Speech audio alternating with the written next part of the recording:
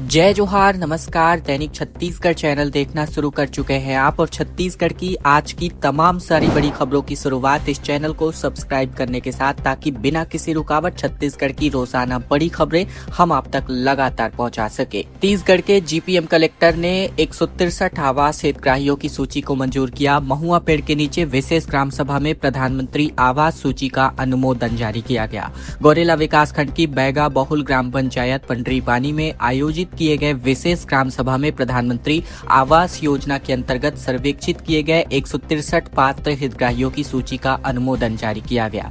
ग्राम सभा में collector doctor Santosh Kumar Dewangan ने स्वयं हितग्राहियों के नामों का वाचन कर ग्रामीणों की उनकी पात्रता और अपात्रता के संबंध में जानकारी ली। कलेक्टर ने महुआ पेड़ के नीचे चटाई बिछा करके ग्रामीणों के बीच बैठ करके चर्चा की। इस दौरान उन्होंने पंचायत क्षेत्र में मूलभूत सुविधाएं जैसे कि ग्रामीणों की समस्याओं और विकास संबंधित मार्गों पर विस्तार से चर्चा की। उन्होंने बताया कि वर्ष 2024 में आवास सर्वे अभियान 2.0 के अंतर्गत प्रधानमंत्री आवास योजना के लिए निर्धारित मापदंडों के अनुरूप सर्वेक्षण किया गया था और इसी आधार पर पात्र हितग्राहियों की सूची तैयार की गई है। कलेक्टर ने कहा कि शासन के निर्देशानुसार प्रदेश में विशेष करके ग्राम सभाओं का आयोजन सूची अनुमोदन के लिए कराया जा रहा है। जसपुर पुलिस ने 51 गुम हुए मोबाइल फोन्स उनके मालिकों को वापस लौटाए। 7.5 लाख रुपए के फोन वापस लौटाए गए। एसएसपी ने कहा कि गुम होने पर CEIR पोर्टल पर इसकी शिकायत दर्ज करे। जसपुर पुलिस ने 51 गुम हुए मोबाइल फोन्स को बरामद कर उनके असली मालिकों को वापस सौंप दिए हैं। इन मोबाइलों की कुल कीमत लगभग 7,50,000 रुपए बताई जा रही है। एसपी कार्यालय में आयोजित कार्यक्रम में DIG और SSP डॉक्टर लाल उमेश सिंह ने मोबाइल उनके मालिकों को वापस सौंप दिए। पुलिस ने यह कार्यवाही CEIR पोर्टल पर दर्ज शिकायतों के आधार पर की। जिले के अलग अलग थाना में मिली रिपोर्टों के बाद यह अभियान चलाया गया। साइबर सेल की टीम ने तकनीकी जांच, ट्रैकिंग और निगरानी के जरिए मोबाइल फोन का पता लगाया और इसके बाद सभी फोन को बरामद किया गया। SSP ने कहा कि मोबाइल आज सिर्फ बात करने का साधन नहीं है, बल्कि इसमें बैंकिंग, सोशल मीडिया और निजी जानकारी भी रहती है और इसीलिए इसकी सुरक्षा बहुत जरूरी है। छत्तीसगढ़ के बड़ौदा बाजार में हुए 8 मर्डर के मामले में अब साइको किलर की गिरफ्तारी के बाद पुलिस ने खुलासा कर दिया है कि गड़े धन के लालच में इन 8 लोगों की हत्या को अंजाम दिया गया। गांव में हो रही अचानक एक के बाद एक मौतों में सिर्फ एक आदमी की जान बची। पहले ग्रामीणों ने इन मौतों को सामान्य माना, लेकिन जब शक तब हुआ जब सभी केस में एक ही पैटर्न नजर आया। सभी को राम सहाय ने शराब पिलाई और शराब में जहर मिला दिया गया था। राम सहाय इतना शातिर था कि उसने पीड़ितों को अस्पताल ले जाने में तक मदद कर डाली, साथ ही सभी के अंतिम संस्कार में भी शामिल हुआ। हालांकि संदेह के आधार पर पुलिस ने 6 जून को ग्रामीणों ने कसडोल थाने में आवेदन देकर 8 मौतों के जांच की मांग की थी और जिसके बाद सभी के शवों को वापस से उनकी कब्र से खोद करके बाहर निकाला गया था और इनका पोस्टमार्टम किया गया था। इसके द्वारा दी गई जानकारी के मुताबिक बात करें, बताया जा रहा है कि आरोपी की मानसिक स्थिति भी सामान्य नहीं थी। उसने हत्या के पीछे कई कारण बताए, जिसमें पुरानी रंजिश, जमीन विवाद, पैसों का लेन देन, पत्नी पर शक, टोना टोटका जैसी शंकाएं शामिल है। इन सभी वजहों को आधार बनाकर वह लोगों को अपना शिकार बनाया करता था। पुलिस का कहना है कि आरोपी को गांव में किसी को उस पर शक न हो, इसके लिए वह सामाजिक तौर पर सक्रिय रहा करता था। अंतिम संस्कार से लेकर अन्य कार्यक्रमों में लगातार शामिल हो रहा था। पुलिस की सख्ती के बाद जब आरोपी से पूछताछ की गई तो वह पहले इन आरोपों से इनकार करता रहा, लेकिन फॉरेंसिक रिपोर्ट, गवाहों के बयान और तकनीकी सबूतों के सामने आने के बाद वह टूट गया और उसने अपना जुर्म कबूल कर लिया। बड़ी खबर सूरजपुर के बत्रा डैम से, जहां नाव पलटने की वजह से 3 लोगों की मौत हो गई। 34 घंटे बाद जाकर तीसरे युवक का शव भी आखिरकार बरामद कर लिया गया है। सूरजपुर जिले के बत्रा डैम में नाव पलटने की वजह से 3 ग्रामीणों की मौत हो गई है, जिनका 34 घंटे बाद जाकर रेस्क्यू ऑपरेशन पूरा होने के बाद बुधवार सुबह को तीसरे और आखिरी शव को बरामद कर लिया गया, जबकि मंगलवार को 2 लोगों की लाशों को निकाल लिया गया था। ये हादसा सोमवार करीबन 2 बजे के बीच हुआ था, जब डैम में बैन के बावजूद 9 ग्रामीण चोरी छिपे नाव से मछली पकड़ने गए हुए थे। अचानक से बैलेंस बिगड़ने और नाव पानी में पलटने की वजह से तकरीबन 6 ग्रामीण तैरकर सुरक्षित बाहर निकल आए थे। हालांकि 3 लोग गहरे पानी में डूब गए थे, जिनकी तलाश के लिए DDRF की टीम लगातार लगी हुई थी। रायपुर में खंड वर्षा हो रही है। 7 दिन बारिश और बिजली गिरने को लेकर अलर्ट जारी है। मॉनसून की लेट एंट्री है, फिर भी आधे से ज्यादा हिस्सा पूरी तरीके से कवर हो चुका है। छत्तीसगढ़ के दंतेवाड़ा क्षेत्र से हुई मॉनसून की एंट्री ने आधे से ज्यादा हिस्से को अब छत्तीसगढ़ के पूरे कवर कर लिया है। हालांकि मॉनसून लगभग 7 दिन की देरी से छत्तीसगढ़ पहुंचा है। इसके चलते राज्य के कोटे से 69% तक बारिश कम हुई है।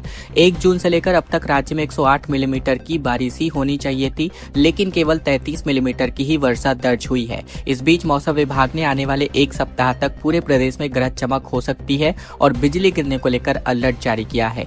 मौसम विभाग के मुताबिक 23 जून तक मानसून की उत्तरी सीमा रायपुर तक पहुंच चुकी है और इसके प्रभाव की वजह से प्रदेश के अधिकांश हिस्सों में मौसम बदला हुआ है। आने वाले कुछ दिनों तक बारिश की गतिविधियां लगातार बनी रह सकती हैं।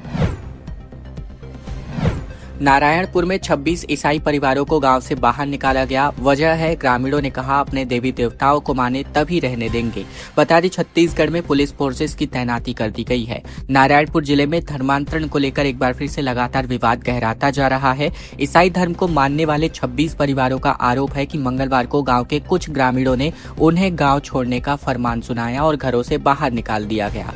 इसके बाद सभी परिवार गाँव के बाहर पेड़ों की छांव में रहने को मजबूर है। इनका कहना है कि वे गांव छोड़कर नहीं जाना चाहते। वहीं इस मामले की जानकारी मिलते ही पुलिस गांव में बड़ी संख्या में तैनात है, जहां ये पूरा मामला भरेंडा थाना क्षेत्र के भरेंडा गांव का है। इस विवाद के बाद अब गांव वालों ने ईसाई धर्म को अपनाने वालों को अल्टीमेटम जारी किया है कि वे 1 महीने के अंदर अपने मूल धर्म में वापस लौट आए, नहीं तो गाँव से बाहर कर दिया जाएगा। इस बात पर दोनों ही पक्षों के बीच समझौता हुआ है। गाँव के बाहर निकाले गए ग्रामीणों ने अपने घर लौट गए हैं, जबकि इस विवाद को देखते हुए पुलिस फोर्स को तैनात कर दिया गया है। कोरिया में हुए ट्रिपल मर्डर केस के मामले में पीड़ित परिवार से भूपेश बघेल ने मुलाकात की और अब तक 12 आरोपियों की गिरफ्तारी हो चुकी है। छत्तीसगढ़ के कोरिया जिले में बीजेपी नेता समेत 3 लोगों की हत्या के मामले में पुलिस ने 3 और अन्य आरोपियों को गिरफ्तार किया है। ये तीनों भी वारदात वाली रात घटना स्थल पर मौजूद थे। इस केस में अब तक 12 आरोपियों की गिरफ्तारी हो चुकी है। मुख्य आरोपी मनोज त्रिपाठी समेत 4 आरोपियों ने मनेन्द्रगढ़ थाने में सरेंडर कर दिया था। वहीं 5 अन्य आरोपियों को पुलिस ने अलग अलग क्षेत्रों से गिरफ्तार किया है। इनके खिलाफ अब नामजद केस दर्ज किया गया है। वहीं बुधवार को पूर्व मुख्यमंत्री भूपेश बघेल समेत पीड़ित परिवार से मुलाकात करने पहुंचे। 16 जून की रात नौगई गांव में आरोपियों ने रेत तस्करी के विवाद में फॉर्च्यूनर में पेट्रोल डालकर आग लगा दी थी। कार में एक ही परिवार के 5 लोग सवार थे और इस हादसे में भाजपा नेता लल्ला सिंह और नागेंद्र सिंह की जलने की वजह से मौत हो गई थी। वहीं आरोपियों ने भाजपा नेता के भाई का वीरेंद्र सिंह का गला फरसे से काट दिया था। वहीं अन्य 2 घायलों का इलाज अभी भी जारी है। इधर क्षत्रिय समाज ने वारदात की एसआईटी जांच की मांग की है। छत्तीसगढ़ बोर्ड ने पुनर्गणना और पुनर्मूल्यांकन के नतीजे जारी कर दिए हैं। 10वीं और 12वीं के स्टूडेंट्स विभाग की वेबसाइट पर अपना रिजल्ट चेक कर सकते हैं। छत्तीसगढ़ की माध्यमिक शिक्षा मंडल ने हाई स्कूल कक्षा 10वीं और हायर सेकेंडरी यानी कक्षा 12वीं की मुख्य परीक्षा 2026 के पुनर्गणना और पुनर्मूल्यांकन के परिणाम बुधवार को जारी कर दिए। बता दें, परीक्षार्थी मंडल की आधिकारिक वेबसाइट पर अपना अनुक्रमांक दर्ज करके यानी रोल नंबर दर्ज करके परिणाम देख सकते हैं। मंडल के अनुसार जिन विद्यार्थियों ने मुख्य परीक्षा के परिणाम के बाद पुनर्गणना या पुनर्मूल्यांकन के लिए आवेदन किया था, उनके संशोधित परिणाम जारी कर दिए गए हैं। छात्र छात्राएं वेबसाइट पर जाकर अपने अंक और परिणाम की स्थिति ऑनलाइन तरीके से देख सकते हैं। बिजली बिल और कटौती के खिलाफ लगातार कांग्रेस का प्रदर्शन जारी है। बिजली दफ्तरों में काले पोस्टर चस्पा किए गए। कहा, जनता पर लगातार बोझ बढ़ता जा रहा है। रायपुर में बढ़ती बिजली दरों, स्मार्ट मीटर और अघोषित बिजली कटौती को लेकर कांग्रेस ने प्रदर्शन किया, जहां कांग्रेस कार्यकर्ताओं ने डीडी नगर और खमतराई जोन के बिजली विभाग के कार्यालयों में काले पोस्टर चस्पा कर भाजपा सरकार के खिलाफ प्रदर्शन किया। प्रदर्शन के दौरान कांग्रेस नेताओं और कार्यकर्ताओं ने आरोप लगाया कि एक तरफ प्रदेश की जनता महंगाई की मार झेल रही है, तो वहीं दूसरी ओर लगातार बढ़ते बिजली बिलों ने लोगों की मुश्किलों को और बढ़ा दिया है। इसके साथ ही बार बार हो रही अघोषित बिजली कटौती की वजह से आम उपभोक्ताओं को भारी दिक्कतों का सामना करना पड़ रहा है। कांग्रेस नेताओं का कहना है कि प्रदेश में स्मार्ट मीटर लगाए जाने के बाद उपभोक्ताओं की शिकायतें लगातार बढ़ी हैं और बिजली बिलों में भी लगातार वृद्धि हो रही है। ऐसे में जनता पर अतिरिक्त आर्थिक बोझ भी पड़ रहा है। कांग्रेस ने भाजपा सरकार पर निशाना साधते हुए कहा कि बढ़ते बिजली बिल और अघोषित बिजली कटौती सरकार की जन विरोधी नीतियों का परिणाम है। साय कैबिनेट की बैठक में जी रामजी योजना को लेकर 4000 करोड़ रुपए की मंजूरी दी गई। बता दें, ग्रामीण अर्थव्यवस्था को एक नई गति देने के लिए साय सरकार ने बीते दिन 3 बड़े फैसले किए, जहां मुख्यमंत्री विष्णुदेव साय की अध्यक्षता में महानदी मंत्रालय भवन में बैठक संपन्न हुई, जिसमें ग्रामीण परिवारों के वयस्क सदस्यों को हर साल 125 दिन तक काम के वैधानिक गारंटी देने, गांव में अटल आजीविका समृद्धि हाट स्थापित करने और नई कंप्रेस्ड बायोगैस यानी सीबीजी नीति 2026 के प्रस्तावों को मंजूरी दे दी गई है। विकसित भारत रोजगार और आजीविका के लिए गारंटी मिशन ग्रामीण यानी बीवीजी रामजी योजना के अंतर्गत छत्तीसगढ़ के पात्र ग्रामीण परिवारों के वयस्क सदस्यों को हर साल 125 दिन की अकुशल श्रम आधारित रोजगार उपलब्ध कराया जाएगा। योजना में केंद्र और राज्य की हिस्सेदारी का अनुपात 60:40 रहेगा, जिसके लिए 4000 करोड़ रुपए की मंजूरी का प्रावधान किया गया है।